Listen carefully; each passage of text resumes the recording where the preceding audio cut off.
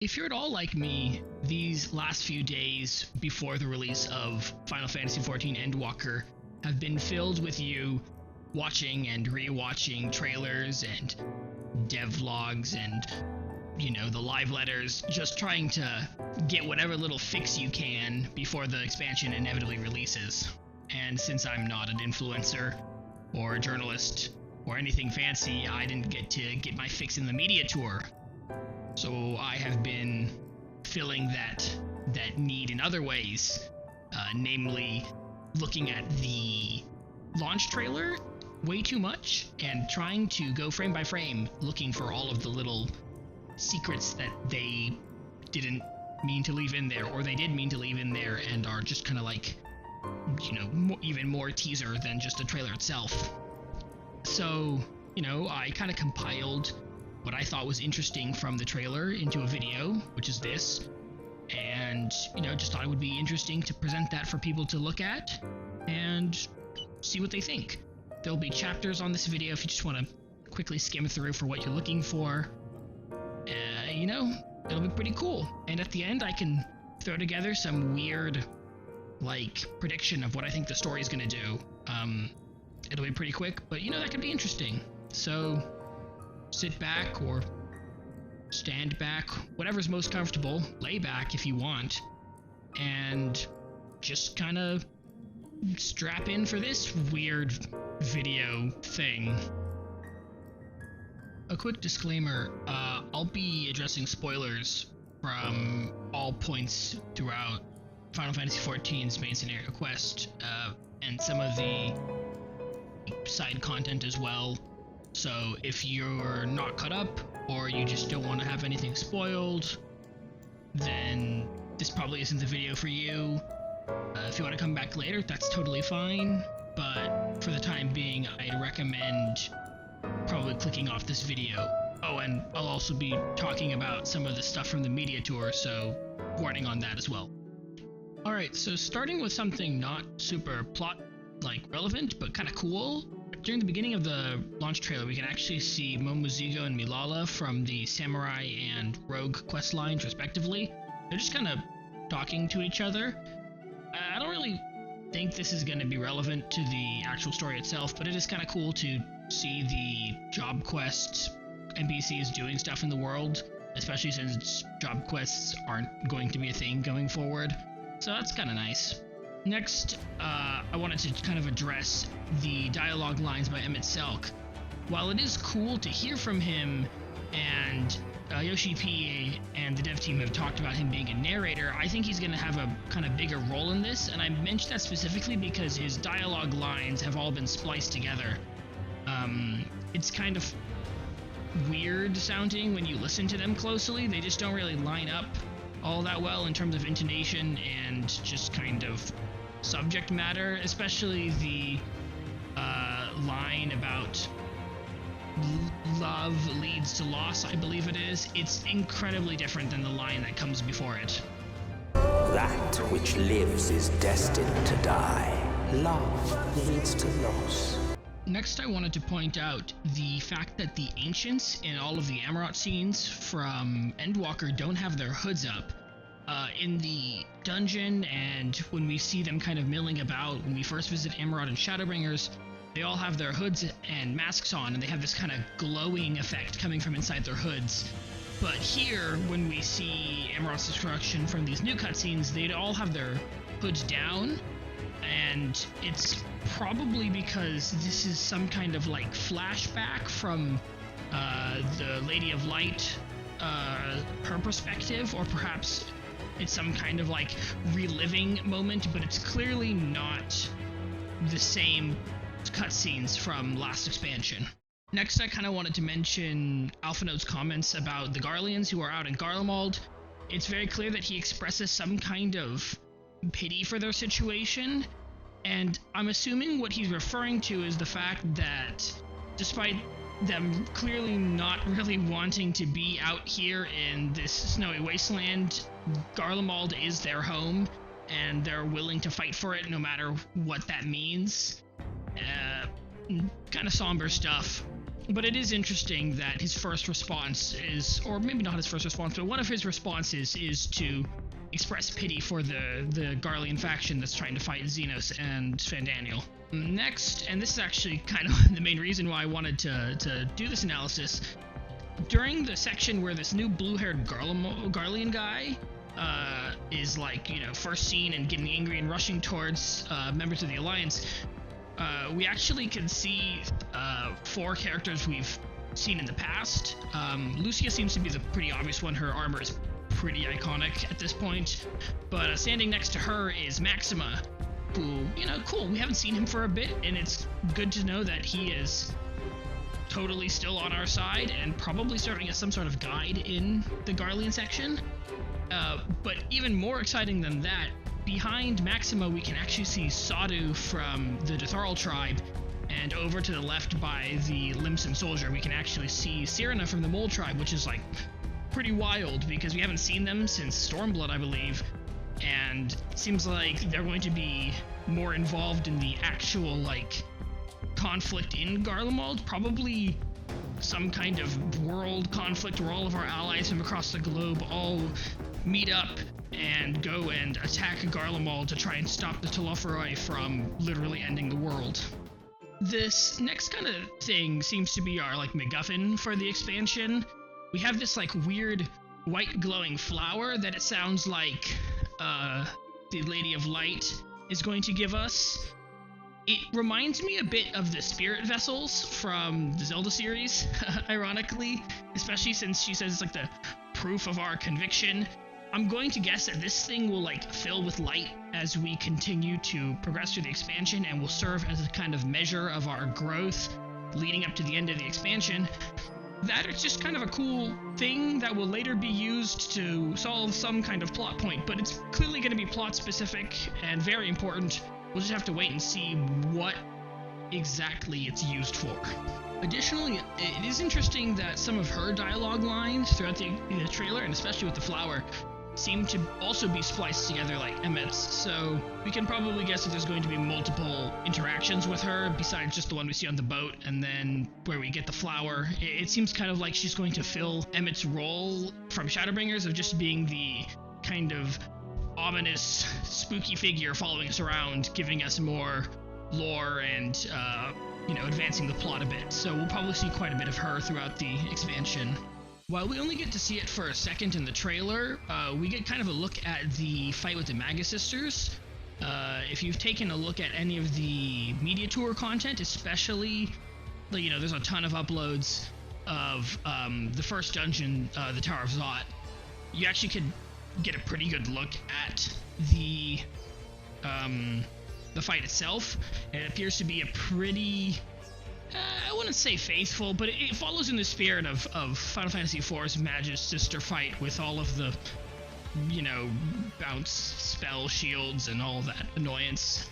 Additionally, in that area, the dungeon proper, we can actually hear some dialogue between some of the NPCs who it looks like we're going to not be able to bring certain characters as trust allies, specifically Garaha, Y'shtola, and Kryl, though Kryl wasn't a trust ally to begin with.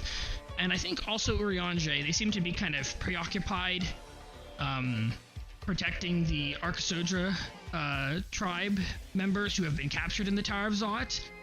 But we do see the 3 masks kind of corporealize into the Magus sisters. So I think it's pretty safe to assume that similar to the Far East, and more specifically in Doma, the Magus sisters correspond to a set of kind of holy artifacts, similar to Susanoo responded to the blade and the mirror responded to Tsukiyomi. It seems like the masks themselves serve as conduits to summon the Magus sisters as primals. Also from that dungeon, which if you are interested in getting kind of a sneak peek at the story, you should take a look at that if you haven't. If you don't want anything to do with it, stay as far away from that as possible because it's got a lot of story implication despite being subject to change. It seems as though we're actually going to be able to, stop the tower from just killing all of its trapped inhabitants. I think Graha and Kryl make reference to having a way to stabilize them, and judging by the fact that they are inside the tower, it sounds like we have actually found a way to prevent people from being tempered by the towers. So, that's super helpful. I'm gonna assume we picked that up in Sharlayan at some point. Maybe that's why Graha's down in the forbidden section of, the library. Speaking of Sharlayan, we have this shot of all of the members of the Forum standing out in front of the citizens of Sharlayan. Seems like Fortunate's giving a speech of some sort. But what's really interesting is this other guy over here who we don't know, who doesn't have a veil on. It seems like the veil is kind of like, Forum dress code along with their big robes. So it's interesting to see that someone aside from Fortunate kind of has the veil off. So maybe he's an important member, maybe he's like one of the speakers on behalf of the Forum. We'll just kind of have to see what exactly he's going to be contributing to the story when we actually get into Endwalker proper. Next, there's this kind of section from the fight against Anima, which I'm pretty sure takes place inside the Garlemald dungeon section. These cocoon things with the weird tops, we don't really know what they are, but judging by how they had the Amalia inside of the tower in Pagalthon and the Arkasodra inside of the Tower of Zot, I'm going to guess that these are the Garlean citizens that have been tempered by the tower, or specifically the palace's weird waves, and are being held here in order to summon Anima, which has some pretty weird implications if Anima is the equivalent of the Garleans, primal. So I don't really know what's going on with that, but clearly Anima has some big significance for Garlemald and the people there. Next we have this weird little bit of dialogue where this unknown voice says, let me relieve you of your burden. We don't know who that is. If I'm not mistaken, that's a completely new voice, but the fact that they're talking to us in that way kind of feels very ominous. But at the same time, the tone doesn't sound too ominous. It sounds like it could actually be someone who's legitimately worried about us, but until now I don't really know who that could be. Next we have this weird purple realm. The Warrior of Light is holding the symbol of his M, and then the sky is all purple and nebulae. And it kind of reminds me of Hydaelyn's weird blue crystal realm.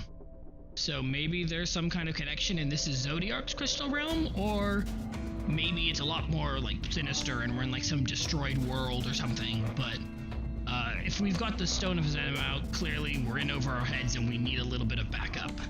We see this area twice throughout the trailer, once with the Reaper character, which I'm gonna kind of touch on in a second, and then later we see the Warrior of Light twins and Graha running through it, and it's this weird kind of apocalyptic area. It's got this veiny sky and these black orbs. It really reminds me of the eclipse from Berserk, which of course, if that's what they're referencing, can mean nothing good is going on here. I'm gonna assume this is a dungeon of some sort. I just don't know where it's gonna be placed. I've got kind of a theory about this and the former area with the purple sky, but I want to get more into depth in that in a few minutes. Okay, so I just mentioned this character, but there are two kind of unknown NPCs throughout the trailer. We've got this Reaper we see in the weird apocalypse area, and then a warrior during the Thavnair section. I'm not sure if they're intended to be new NPCs that are actual characters, or if they're just showing off some of the player characters doing player character stuff. Maybe they're important to the story. They could just be yeah, I'm not really sure what to make of these two. They're just kind of here.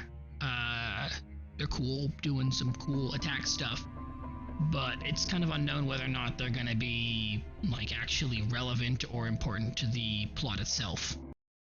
Something that I noticed seems pretty significant is that Thavnair and Garlemald seem to have different instances of the final days occurring. From what we can see, we witness both Thavnair and Garlemald's final days occurring, which seems like it would be impossible if they were like occurring globally, like the whole planet will suddenly be afflicted by the final days. So it seems sort of like maybe the final days are like an kind of like a localized event that can be triggered at different points in time, which kind of has some scary implications for the story, because it seems as though Fandaniel can kind of pick and choose which tower to like activate and initiate the final days in that specific region. So we'll probably, I would assume that we're gonna see Thavnair's final days first, and once we see that, we're gonna try to stop them from happening altogether, which will result in the final days happening again at Garlemald itself. Speaking of final days at different points in time, when we see some of the monsters first attacking in Thavnair, there's this weird kind of off-coloration to the color of the picture, which seems very reminiscent of the Echo. So it almost feels like we're gonna get to Thavnair too late when the final days are occurring, and we're going to witness all of these different monsters popping in at different points in time, which is going to be probably very traumatic for our player character, but it's probably going to happen nonetheless. Continuing with some more final days stuff, very small detail, but I think might be pretty significant. We can see during the Thavnair section of the final days, there's this person who's standing in front of the massive chonky monster, and, well, okay, they're on the ground, but they seem to kind of get turned into dust or, like, smoke or something, kind of disintegrated like. It reminds me kind of a bit of the effect that the Sin Eaters kind of make happen when they turn someone else into a Sin Eater. So perhaps the Final Days monsters have a similar kind of like chain reaction where once they take someone down, they turn them into monsters, and it's just kind of like cascading effect of just monster upon monster. Or maybe that person just like died, but it seems like it's a very deliberate effect, and I'm interested to see what specifically it means for the story, if it has any kind of bigger ramifications. Next, we've got this shot of a Garlean soldier. They're pretty important looking, and if the dialogue that's being spoken is theirs, I'm gonna go out on a limb here and say that this is probably our first look at Nerva, the leader of the like anti-Zenos Garlean faction in the civil war they're going on, which doesn't really seem to be a civil war anymore, more kind of like a, oh god, we're all getting obliterated, please help us kind of war. What's interesting to me is we don't actually know Nerva's last name, and there's like little to no information on him. But, and this is a very out there theory, his hair really reminds me of Nero's hair. So perhaps Nerva is related to Nero. Maybe he's an uncle, maybe he's his father, or he could be his brother. I don't think he's his brother, he seems like a little bit too old for that, but I wouldn't be surprised if Nero gets pulled back into the main story and has some kind of relation to this guy. Or Nerva's just a brand new character who just happens to be wearing the Law's Order set because it looks pretty or something. I don't know. We don't know enough about him to make any big conclusion. There are a few kind of weird little things going on in this section right here during what I assume is like the later part of the Garlemald Garlean Palace Dungeon. There's that big war machina that resembles an oppressor from Alexander. I wouldn't be surprised if we get machines that look similar to things we've seen in the past, because, you know, the Garleans seem to have the Omega weapon kind of hanging around, or whatever the heck that thing is, that we see in the benchmark. So I wouldn't be surprised if this is some kind of repurposed oppressor from Alexander or something along the lines. We also see these weird kind of gray dudes with the red glowing body. I don't know what they are. They look like synthetic people, kind of like they've used elegant cloning technology to make like these weird synthoid beings, but they're around. Two of them are dead, one of them's over like standing with a gun, so I assume they're probably enemies of some sort. Most logical scenario is they're just like tempered Garleans in new armor, but they could be some kind of like robot.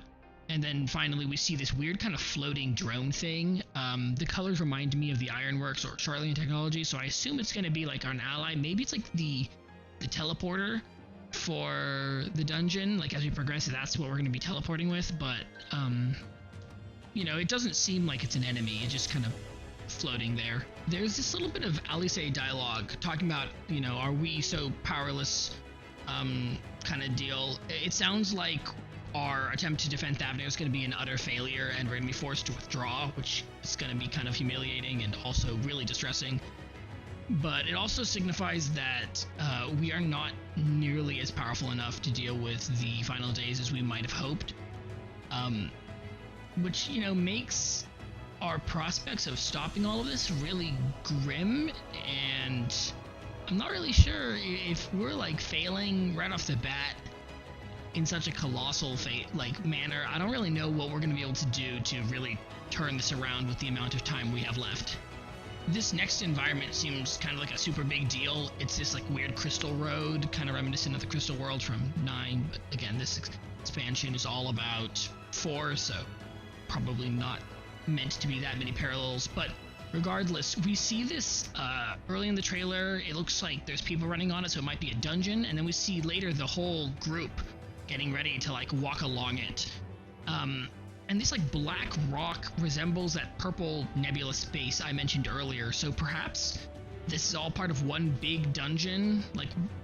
This might be the final confrontation between Hydaelyn and Zodiark, and we're running to go punch Zodiark in the face. Alternatively, this could be the result of a bad end.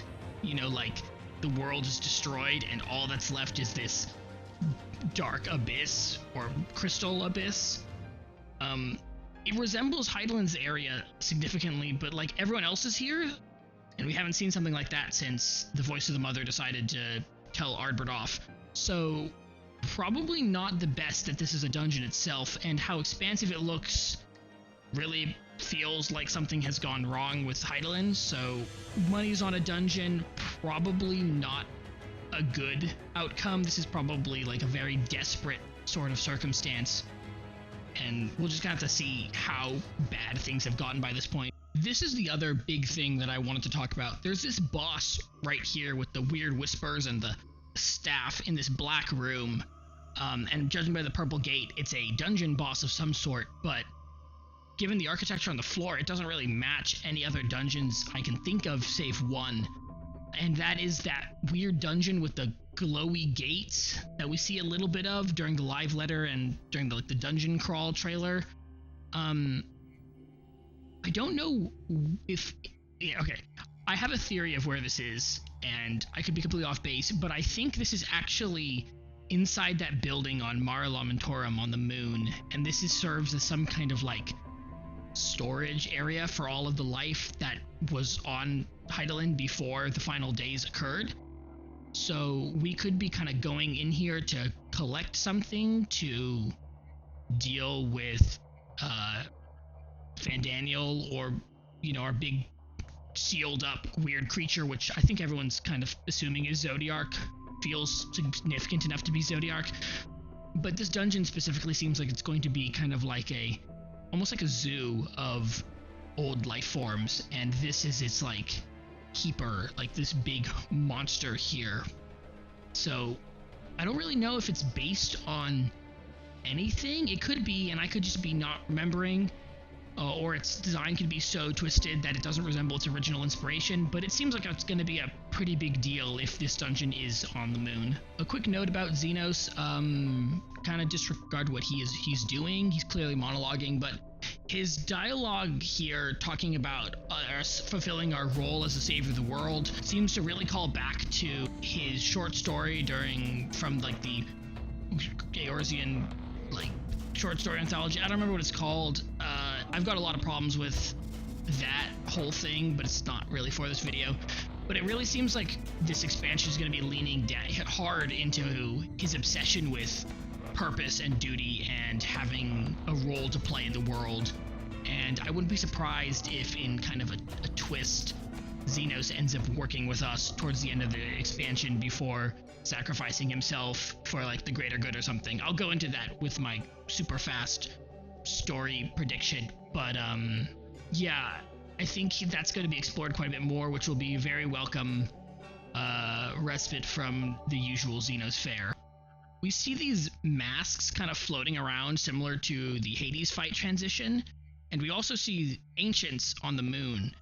And I think these are like one and the same. The masks like surround us kind of as like a defensive, like, what are you doing here? Oh, you're not supposed to be here. And then once they realize who we are, whether that's like as the Warrior of Light or as Zem, they're like, oh wait, you're chill, we can let you hang out. And then they reveal themselves to actually be ancients, which, you know, pretty cool to see some more ancients. I don't know if they're actually like alive or if they're like holograms or like fragments left behind, but they seem to be guarding Mara Lamentorum, and we might have to persuade them to work with us in stopping Fandaniel.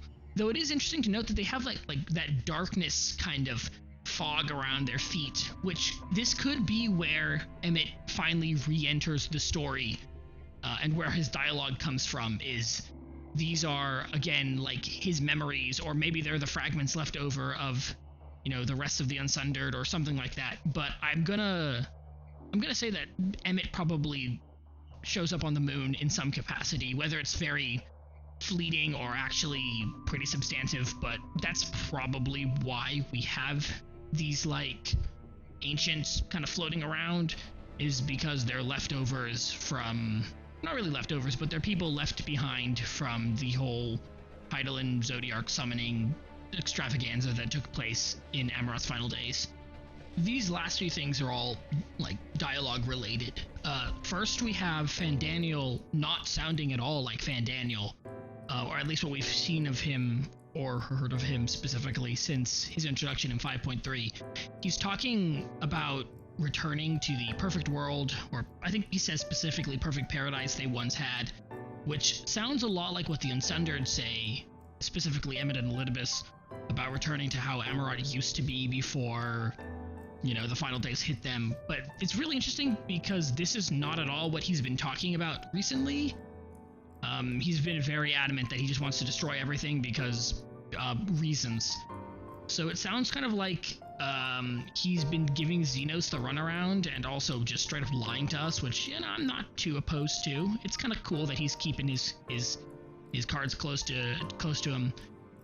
So more than likely, Fandaniel's going to betray Zenos, or there's going to be a falling out in some capacity, and Fandaniel really just wants to resurrect Amaroth how it used to be. But I'm not really sure how that's different than what the Unsundered wanted to do.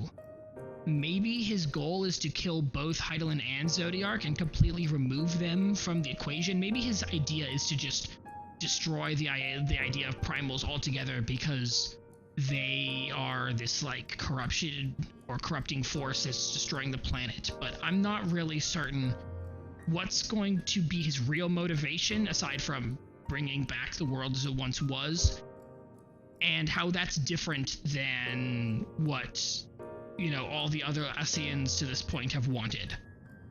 Next we hear this older man's voice very passionately talking about, like, you know, returning the world. It's very similar to what Fandaniel's saying, but it sounds like there's, I want to say this is Fortuno, but I don't really know why he'd be quite so passionate about him.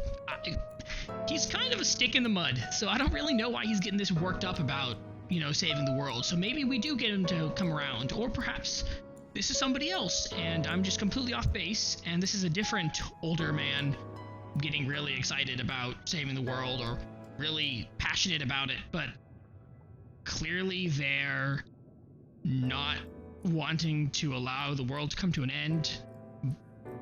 We'll just have to see. With a lot of the stuff, we'll just have to see who this ends up being. A really quick additional note that I actually almost forgot to include. In the Japanese version of this trailer, the old man's dialogue isn't actually included at all, and Fandaniel's dialogue is both longer and different. I don't know what he's saying, because I unfortunately don't speak Japanese, but he sounds very, let's say passionate about Zodiark. I don't know if this is him getting really, really into whatever he's doing, like really into it, or if he's dying. It could be both. I haven't heard enough of Fandaniel's Japanese voice actor to really judge what that is, but something's going on with him and Zodiark, and he seems to be really interested in him. So let's just put it that way. the last bit of dialogue that seems pretty important to talk about is Alphinaud's little, speech at the end where he's talking to the player character, assumably the player character, and thanking them for standing by his side all this time. This is especially important to discuss because it concerns the idea of potential character deaths, which I'm gonna guess there will be at least one of. We got off pretty lightly in the last expansion when it comes to characters dying. Every other expansion before that had us lose some character at some point. Realm Reborn, we lost half the Scions. Okay, the ones that didn't really matter. Heavensward, we lost Orchifont. At the end of the 3.x series, we lost Papalymo. We lost that one Resistance leader guy who wasn't really important to the story during Stormblood. Yeah, let's just not talk about this writing in that one. But in Shadowbringers, we didn't really lose anyone, and in fact, we actually kind of gained a new ally through G'raha coming back. Though Shadowbringers did really like to do death fake outs. We had another Y'shtola died death fake out, and G'raha almost dying twice. So I think at this point we're actually going to probably lose a character, and this little bit by Alphinaud really sounds like they're pretending that it's gonna be him, and I use pretending deliberately. I really don't think that Alphinaud is going to be killed off. While his arc is in a pretty comfortably wrapped up position at the moment, both he and Alice are still, as the youngest members of the Scions, they have the most potential for growth because of their age. So I feel like it would be kind of a waste to kill him off, even if he is in kind of a is very concluded kind of story moment. We see this with the whole Arnvald stuff in 5.5. He's kind of discussing the idea of being a hero and is also sort of converting his experiences into wisdom for other people, which seems to kind of push him into the role of the mentor. And of course, with most stories, the mentor inevitably dies. But I think, and this is my current theory, the character who is most likely to die in this expansion is actually Estinian. And I know that he's a fan favorite, and why can't you hate Estinian? He's kind of grouchy, but he's cool. He's got a lance. He rides dragons. Ooh, fun guy. And his story arc concluded back in Heavensward with Final Steps of Faith, and he's kind of just been floating around ever since, which puts us in this precarious situation where, because his character is kind of wrapped up, there's not a whole lot for him to do and change and grow. He's kind of become the Alphinaud hype man in most recent patches, telling Gordola to lay off because Alphinaud's actually pretty cool and you should stop making fun of him. So I wouldn't be surprised if they put Alphinaud in a position where it looks like he's going to die, either from Zodiark laser or Final Days monsters or something, and then Estinian ends up taking the blow for him in a kind of twist reversal thing. But we'll have to see. I think someone's going to end up dying. I don't think it's going to be Alphinaud, but it could be. I don't think it's going to be Thancred or Y'shtola because of their connections to the First through Reen and Runar respectively. And I don't think it's going to be G'raha again because we just got him introduced to the story, but it could be. They could actually kill him off again. And Urianger, well, it could be Urianger. He's kind of not had a whole lot going on since Moonbrita died. Oh yeah, we lost Moonbrita. Huh. That's unfortunate. So, yeah, I don't really know what Urianger's up to besides being, a source of plot. But aside from that, Urianger seems to be kind of wrapped up with his whole thing. So we could lose Urianger. Long story short, we're gonna lose somebody. Don't think it's Alphinaud, probably Urianger or Estinian. You can call me out on being wrong if I end up not getting that right. Alright, let's just kind of get into the plot prediction. This video's kind of been a bit on the longer side of things, so best not to waste any more time. I'm thinking that we're going to start and I think it's pretty clear by going to Sharlayan. I don't even know why I said I think. It's pretty clear that that's our first destination. More than likely, we're going to be butting heads with the Forum the entire time we're there. And I think we're not going to have many friends. I think pretty much one of our only allies besides the people we already know is going to be Alphinaud and Alice's mom, who's probably not super happy that Fortunaud disowned the kids. So we'll probably have to, like, mess with that a bit. And I think this is where our first area, like, field area, the Labyrinthos zone comes in. I think the idea behind it is it serves as this kind of, like, underground fallout shelter for Sharlayan to, like, protect against the end of the world. I think is what Fortunaud was getting on with the "we will survive, we must." I think their plan is just to hide in Labyrinthos and pretend that nothing else is going on. So more than likely, something is going to happen that makes that zone no longer inhabitable. Whether it's we break something or monsters get in, it's going to be like a very not good plan on behalf of the Forum. Sometime after that, probably very soon after that, we're going to be heading over to Thavnair, where we'll get to visit Razadhan and, like, meet the Arcosodra tribe, which is, I'm gonna think, our first beast tribe that doesn't immediately attack us on sight, except for, like, maybe the Mughals and maybe the Sylphs. I guess they did attack us. That doesn't count. The Zeem Step ones don't count. But regardless, we're gonna meet the Arcosodra, and they're gonna be like, they keep taking our family, and we'll be like, who? And they're just gonna, like, point at the tower, and we'll be like, oh yeah, that makes sense. Which is going to lead us into our first dungeon, the Tower of Zot, which has a bunch of Arcosodra trapped in it, and they're being forced to summon the Magus Sisters, and we're going to, like, rush in there. Oh yeah, and by the way, we're going to have picked up the very nice do not get tempered technology from Sharlayan. Maybe, like, Graha steals it from the restricted book section. There's, like, a book that's, like, how not to get tempered, and he'll take that and we'll be like, wow, how convenient. And then we'll figure out a way to make the Arcosodra not die as much when we go in there to save them. And then we'll punch the Magus Sisters and they'll be like, man, I'm dead. And then we'll head over to Garlemald after this, because we just figured out that we can break the towers. And we gotta, like, let all of the Alliance know, and they're currently, like, hanging out in Garlemald because the Garleans aren't in Gimlet anymore, meaning they can just kind of, like, march right on in. And also, Garlemald is dying, so it's turned less of, like, a destroy Garlemald and more of a we should probably save whoever's left. And also, Fandaniel and Zenos are there, and they have these spooky Geiger towers, and we don't want to let them have those anymore.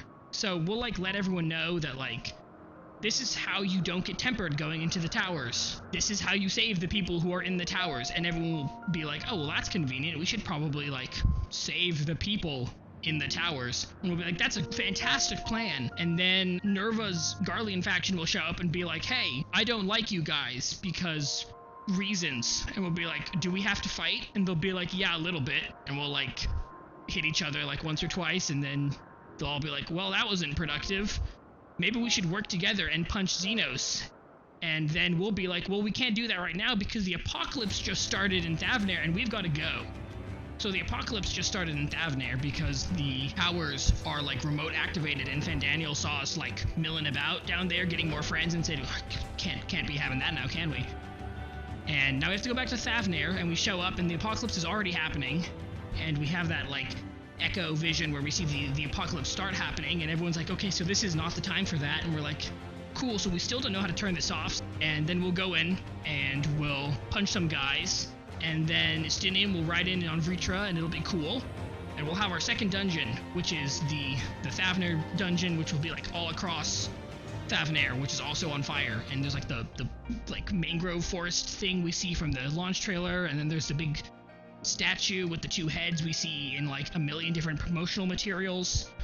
And then that, like, souped up version of the first beast from the Amarat dungeon will fly down, and we'll punch it a few times, and then we'll defeat it.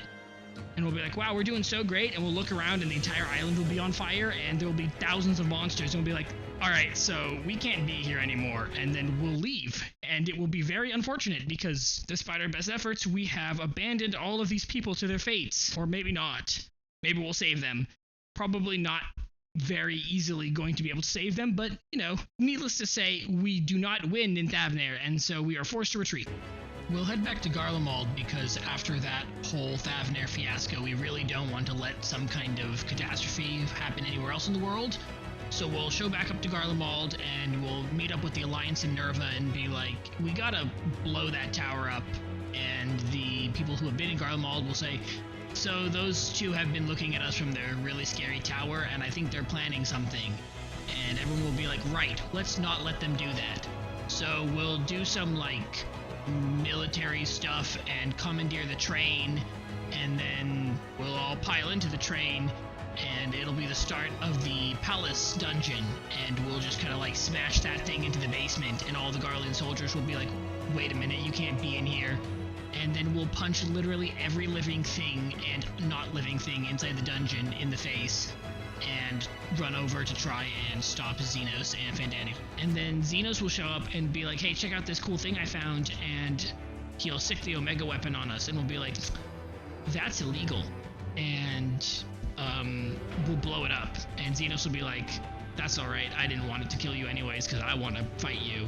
And then, he'll try to fight us, and then Hydaelyn will be like, why don't we have them fight Anima instead? And we'll be like, the heck is an Anima? And then Anima drops in, or we drop into Anima's room. Regardless, Anima shows up and we fight it. And we defeat it, and then we lose in a cutscene, and Zenos hauls our unconscious body off and puts us in a spiky chair so that he can hang out with us against our will, because that's all he ever does. And then we'll wake up, and Zenos will be like, fight me, and we'll be like, bro, what the heck? And then Hydaelyn will be like, hey, I'm betraying you now. And Zenos will be like, what? And he's like, yeah, I hate you, or something. You're stupid. Your fighting is stupid. And Zenos will be like, take that back. And then Hydaelyn will be like, Lamau, no, and then leave. And then we'll be like, well, that sucks. And Zenos will be like, yeah, that did suck. And here are my feelings. You should help me punch him in the face. And be like, well, we don't really want to team up with you ever. And he's like, yeah, okay, but I can help you stop the end of the world. And we're like, okay, but why would you do that? He's like, well, as long as you promise to fight me later. And so we'll form this weird kind of rocky ally relationship with Zenos, where he'll help us fight Hydaelyn because Hydaelyn's getting in the way of him getting to punch us, as long as later, once we deal with Hydaelyn, we can punch each other. So following that, we'll go and talk to Sid because we need a way to chase Hydaelyn, and he just flew off to the moon. And Sid will be like, why don't we just go to Cardano and take one of those big Garlemald spikes, which are actually all just spaceships, because that's a thing that we forgot from Binding Coils. Yeah, they're all spaceships, and we just pick it up and turn it around and fly into the moon. And so we do that. We all go to the moon.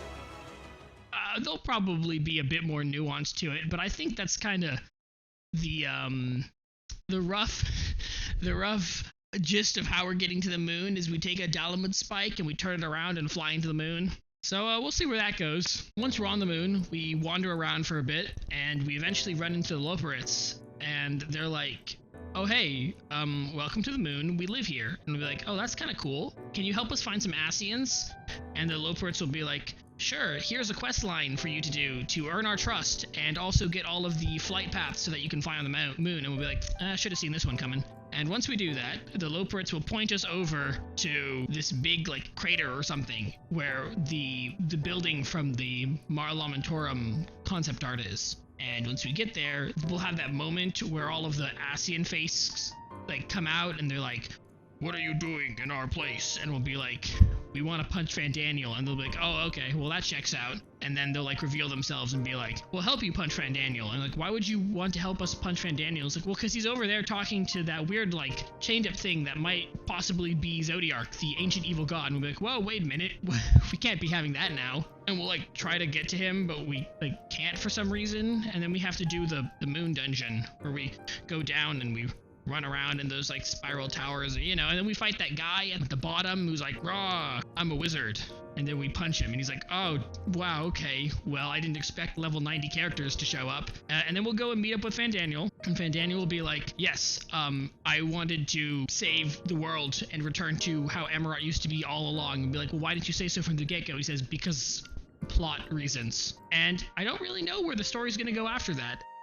This is the most unprofessional plot theory, but it's kind of funny a little bit. So yeah, we're gonna be doing all of that, and then after all that goes down, my current theory is that Fandaniel wins and Hydaelyn explodes, and we're like, oh well, there goes our home. And then we've got to like do some fighting to like stop him, and then like try to resurrect the planet, something along those lines. We're gonna end up in that one island that, like, you know, they keep showing off, but they're like, we can't say literally anything about it, because if we do, we'll spoil the entire expansion. We'll probably end up there, and it looks like it's like kind of like Amarat. They've got the buildings and stuff, and we'll like hang out and probably meet up with Hydaelyn and Zodiark, and we'll probably fight Zodiark, and then Hydaelyn will be like, oh man, you guys, it's unfortunate that your planet exploded. Here, take my energy. And Zodiark will be dead, and so we'll just take his energy, and then we'll use like the magic, the creation magic that the ancients use to like remake our planet.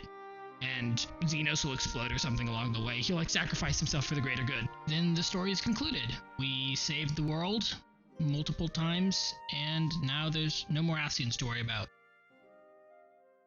And with that, we've reached the end of this video. Despite my best efforts to make this shorter, it still ended up being like 50 minutes long. This is actually my second attempt at this project, with the first being a heavily scripted, very rigid, very like pre-planned video with like 26 pages of script, and like it was over an hour long, and it's kind of a mess. But, you know, if you stuck around to the end, it's pretty cool. If you didn't and just kind of skipped over here, that's fine too. Not much to say about that, but you know, thanks for watching and for clicking on the video. And, you know, if you kind of liked any of what you saw in the video, you can like the video. And if you didn't like it, you can, like, not like it, or you could dislike it if you want, whichever you'd prefer. And, you know, I'm gonna probably make a hopefully pretty short, like, debrief kind of video once I finish Endwalker, talking about my thoughts and all of what happened. You can stick around for that too. Hit the subscribe button if you like that. If you'd rather not, then don't. That's it, yeah. You know, I've got other projects planned once I'm no longer in, you know, finals week. We'll see where that goes. But anyways, thanks for clicking on the video, skimming around through the video, watching the video, putting the video up in a picture frame and looking at it. I don't know. Whatever you do with your videos is whatever you do with your videos. So yeah, thanks for watching. I'll probably be about.